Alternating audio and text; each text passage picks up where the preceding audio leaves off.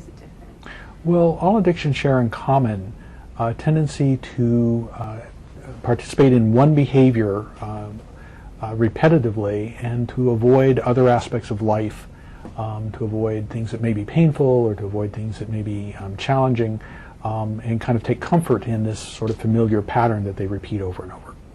So, a symptom, how would you know if you have an addiction to Facebook? How would you know? Well, once you're in an addictive cycle, there's a tendency to be doing that behavior, whether it's Facebook or anything else, to the exclusion of other things that you need to be doing. Also to the exclusion of things that you used to enjoy doing. So you find yourself doing less of other hobbies or spending time with friends or family to be on Facebook or on some other behavior or some other pattern that you're in. People will usually tell you that you're doing that too much.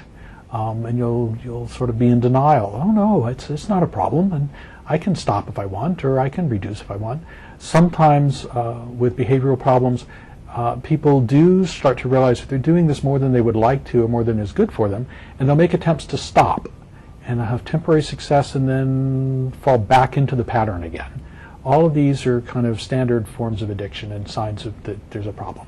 I think a lot of people will say, "Oh, I'm on Facebook. I check it a lot, but Mm-hmm. I'm not addicted." Mm-hmm. And but they'll say, "Yeah, I'm checking every 20 minutes or so." Well, yeah, it's And they say it's a good thing because they're networking, they're talking with friends, they're keeping in touch with people. So how can that be a bad thing? They're saying. well.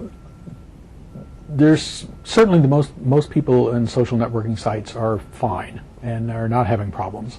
It's only when the activity is done to the exclusion of other things that need to get done, work, socializing, family time, taking care of basic personal needs, that we really kind of find ourselves in problems. Now, I know we talked earlier, so you said you haven't really seen or dealt with a case of Facebook addiction, but you have dealt with online addiction. Yeah. And it's somewhat similar, I guess. Sure. Well, any online activity or almost any repeated behavior can become problematic. Other online addictions tend to be more centered on either gambling or pornography. Some people become quite dependent on chat rooms as their only source of social engagement, and would prefer to be online interacting with people that they really don't know as opposed to out there in the world living their life. And those are more common problems of internet addictions. And you were saying too that this is more of a generational kind of addiction too. You're seeing a lot of younger people that would have this as opposed to older.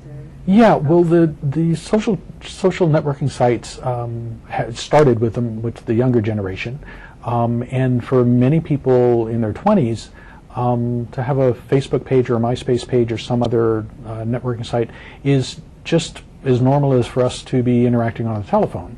Although more recently, more mature adults are getting much more involved in Facebook and some others, and are finding it quite useful. Okay, so you're thinking that there might actually be a lot more cases out there than you might think. Well, I think in terms of people having problems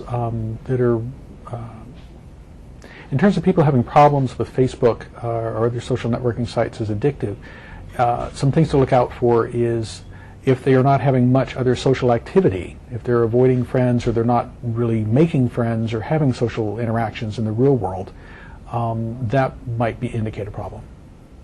Okay. Do you see anything wrong with these social networking sites like Facebook? Because, I mean, they are talking to other people, so they're not isolating themselves. But is there anything wrong? Do you see anything wrong? I don't see anything fundamentally wrong with social networking sites.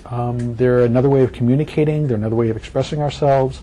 Certainly there's certain advantages of being in communication with people who are far away, friends and family who live on the mainland or in other countries. And it's a very, very convenient way to be in touch. For many people, it's a more superficial form of interaction. And while there's nothing inherently wrong with that, it doesn't really replace, it should only augment the friendships that we have in real life. Good point. I just said that. Okay.